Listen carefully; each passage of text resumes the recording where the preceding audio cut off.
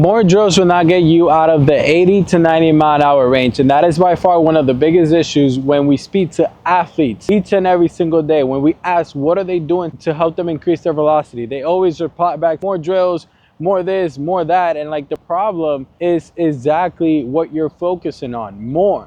It is not about more. When you try to do more, you just end up overstimulating the system. You end up working on the wrong things without really trying to optimize yourself. So within this video, we're going to discuss why more drills doesn't really work, and instead we're going to show you what actually works and what I will be doing if I were you guys, and how we can actually help you guys as well. Now, before we dive into it, my name is Anthony Rodriguez, coach and founder of Versatile Athletics. We've trained athletes across every single level, from the high school, junior college, Division I, and professional level. We've been also able to successfully help 94% of our athletes increase their velocity by 4 to 5 miles an hour in about 3.2 months, so long as they do all the work and they're still on the course. Now, with that said, let's get back into the video. Now, reason number one of why more drills will not help you increase your velocity is because, to begin with, they were never even specific to you. You more than likely grab them from a free resource or free lead magnet somewhere on the internet from one of your favorite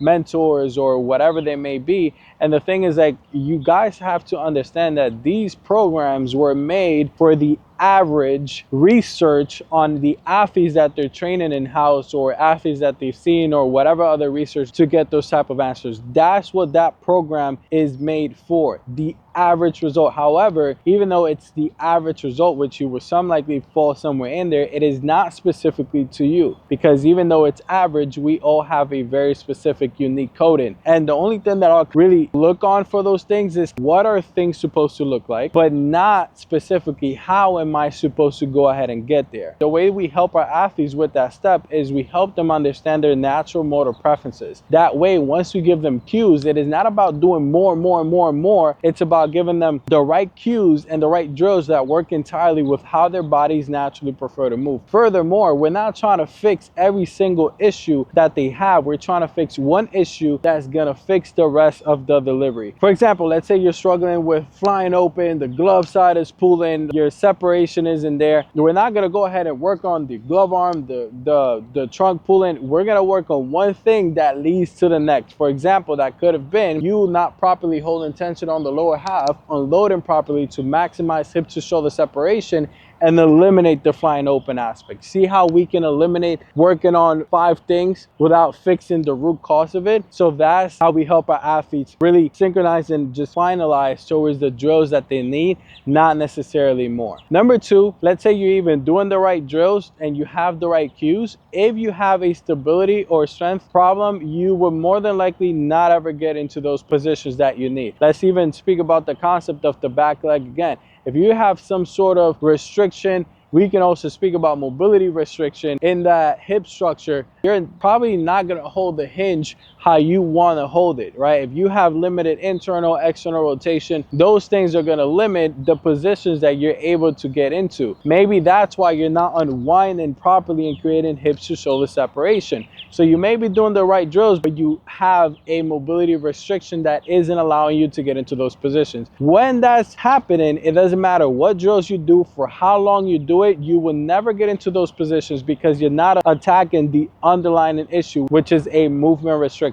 Now, for our athletes, we run them through a movement screening where we find out each limb and step of the way what's actually holding them back from not getting into those positions. So it's not just about just their movement tendencies and stuff. We got to understand a little bit deeper. Why can't their front leg really get that extension, or why can't their front leg stabilize? A lot of times it may be some hamstring overactivity, or it may be some ankle problems. We have to attack those things before we just keep bombarding with drills that will never make a change. Number 3, the reason why more drills will not fix your issues is because before we ever even speak about any drills, you have a mental problem, right? You have mental restrictions as to can you even achieve the velocity that you want to achieve? Do you even trust your coach? Do you even trust your own process that you're taking yourself through to achieve this certain positions and achieve this certain velocity threshold? And once your mental is blocked and is constantly fogged by these limitations, doesn't matter what you do, you can have everything right. That's probably one of the worst things that you can do for yourself, is limit your mental side, and especially not believing in the process that you're going through. And obviously we help our athletes clear that path by giving them the confidence in exactly what we're giving them, because they get to see the assessments, they get to see the report, we run them through them,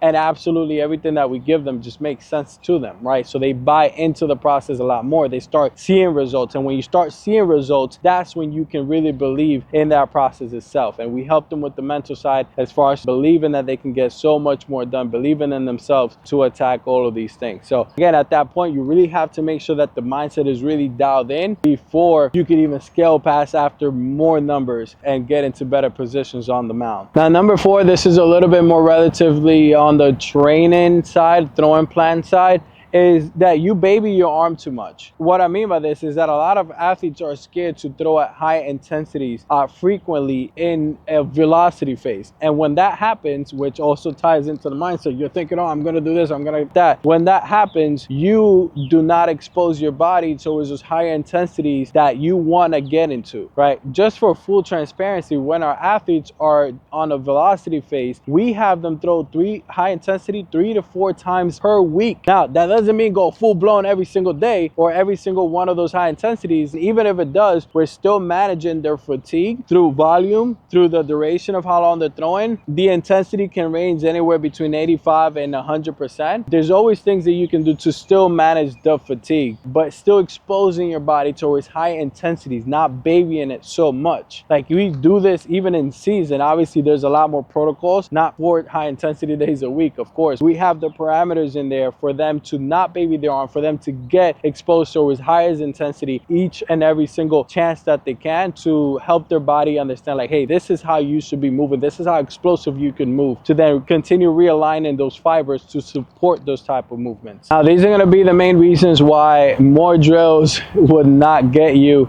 out of the mid 80s, high 80s range. You're just putting more fire to the fire that's already existing. We have to cool down the fire and work smartly to optimize what we're doing, not make it more effective by doing more and more and more. And I can tell you this from my own experience in my own career. I thought I just needed more. Every single time I did more and more and more and bought into more processes, things that weren't specific to me, my velocity always suffered because of it. Until I finally understood my preferences, I took myself from 76 to 93.